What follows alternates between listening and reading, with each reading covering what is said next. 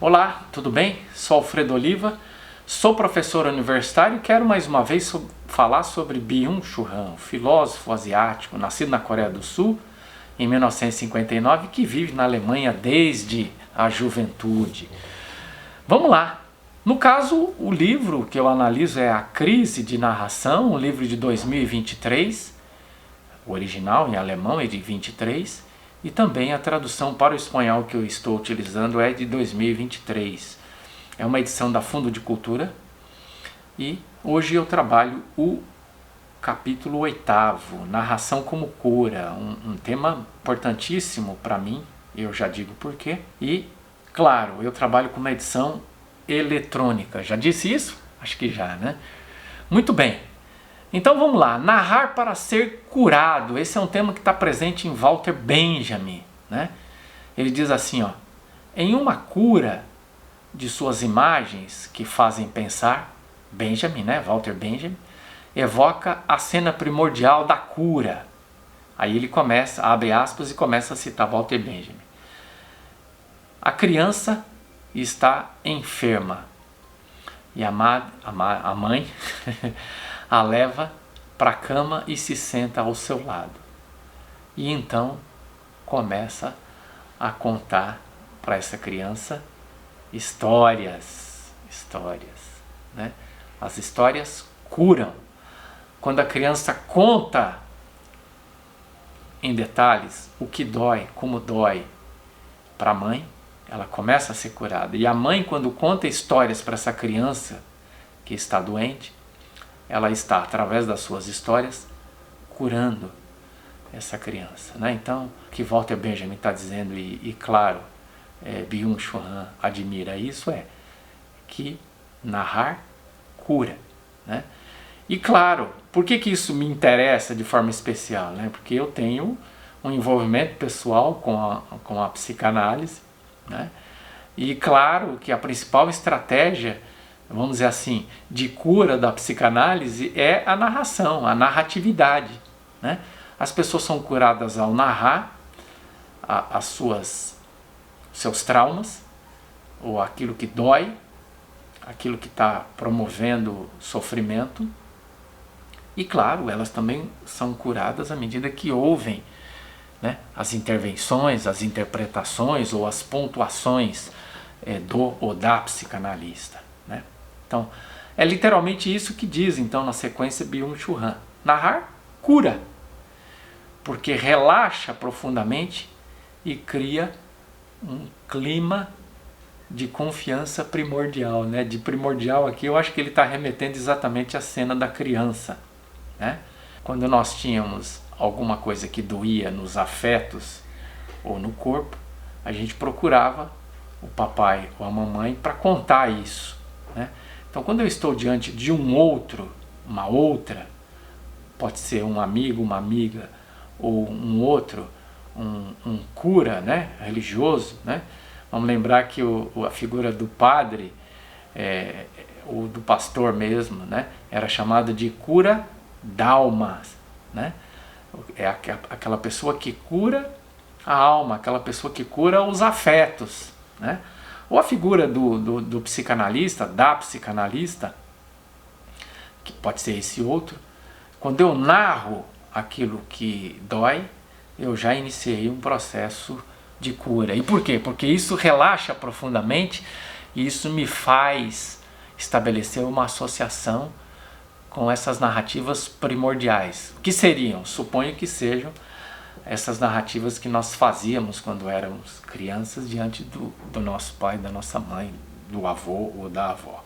Toda enfermidade, de novo citando Byung-Chul Han, revela um bloqueio interior que se pode eliminar com o ritmo da narração. Aqui, no meu modo de ver, está implícita, é uma citação indireta, implícita de Freud, né? É isso que faz parte da teoria da psicanálise freudiana, né? As pessoas ficam doentes, seja do ponto de vista físico ou do ponto de vista afetivo, né? Elas ficam doentes porque existe um bloqueio interior, né? Esse bloqueio da narrativa produz um sintoma físico ou afetivo, e tanto faz, ambos são importantes e são igualmente dolorosos. E o desbloqueio dessa narração permite que a pessoa comece a entrar em contato com a cura. Ou seja, somos curados no ritmo da narração que produzimos e também da narração que ouvimos de um outro, né? Por isso o ser humano precisa sempre de outro ser humano, né? Porque não tem narração sem que haja uma outra pessoa ou uma comunidade que escute aquilo que é narrado, né? Narrar pressupõe um ouvinte sujeito, um ouvinte coletividade. A dor é um dique de contenção que em princípio oferece resistência à corrente de narração. Quer dizer, a dor é quando alguma coisa bloqueia a nossa capacidade de narrar, de falar sobre aquilo. E, de modo contrário, quando eu começo a narrar, eu rompo esse dique e então a cura começa a se constituir. É bonito isso, né? É bonito e é extremamente importante para o processo de cura, né? Para pensar em qualquer tipo de terapia, é fundamental que a pessoa fale sobre aquilo que está sentindo. Por fim, ainda nessa primeira parte do capítulo, ele diz, Walter Benjamin, assinala que o processo de cura começa com a narração que o paciente conta ao médico no começo do tratamento. Então, de novo ele cita Walter Benjamin, e esse é o caso de um texto do Walter Benjamin que eu li, né? E inclusive gravei um vídeo sobre esse tema, né? Narrar para ser curado, onde Walter Benjamin diz que a pessoa se dirige ao médico para poder falar o que está acontecendo com ela. Então ele diz que a iniciativa de ir até o médico e, quando chega lá, falar o que essa pessoa está sentindo, isso já é parte da cura da pessoa, né? A gente pode dizer o mesmo serve para uma pessoa que busca terapia, né? Se algo dói e essa pessoa procura o terapeuta, o ato de ligar para o terapeuta, de marcar uma sessão, de ir até a sessão, chegar lá e começar a dizer que precisa de terapia e quer falar sobre aquilo que está doendo, isso já é parte da cura, né? Claro que isso vai ter desdobramentos e muitas vezes o processo terapêutico pode demorar alguns meses, né? Muitos meses às vezes, mas tudo começa com essa ligação, esse WhatsApp, essa mensagem de WhatsApp ou essa ligação dizendo, olha, eu preciso de terapia, né? Está do mesmo modo para o paciente que, sei lá, machucou o pé e liga para o médico e diz, eu preciso de um atendimento, né? E agora ele vai dizer o que está acontecendo com esse pé. Muito bem. Um segundo aspecto nesse capítulo quando ele fala especificamente de narrar para ser curado na psicanálise, né? Aí ele cita assim, literalmente, também Freud pensa que a dor é um sintoma derivado de um bloqueio na história de uma pessoa. O paciente se cura no momento em que se libera narrando, né? Então, na primeira parte do capítulo ele foca no Walter Benjamin, né? Que não é um psicanalista, mas certamente era um leitor, né? Da psicanálise que no contexto do Walter Benjamin estava se constituindo, né? E agora Walter Benjamin vai citar literalmente Freud e a psicanálise, dizendo que o principal instrumento de cura da psicanálise é a narração, né? Como é que você é curado? Como é que é o processo de cura na psicanálise? Através da narratividade. Um acontecimento traumático pode ser superado, por exemplo, integrando esse acontecimento traumático em uma narrativa religiosa que brinde consolo ou esperança e assim nos ajude a sair dessa crise. Quer dizer, o sujeito, ao narrar o seu trauma, ele pode constituir um sentido para esse trauma. Isso pode estar dentro de um enredo religioso, dentro de um enredo laico, né? Tanto faz, né? Então, quem assistiu, por exemplo, Beleza Oculta, né? O filme Beleza Oculta, deve saber que um pai e uma mãe ali na história narrada pelo filme, né? Perdem uma criança, uma filhinha muito pequena, né? Na infância ainda, e isso produz efeitos diferentes sobre o pai e sobre a mãe. O pai fica bloqueado, ele não consegue falar sobre o assunto, ele sofre, ele prolonga o sofrimento. E a mãe começa a superar no momento em que ela dá um sentido para a vida dela a partir dessa experiência dolorosa. Ela começa a militar numa ONG e começa a conversar com outras mães que estão passando por experiências similares, né?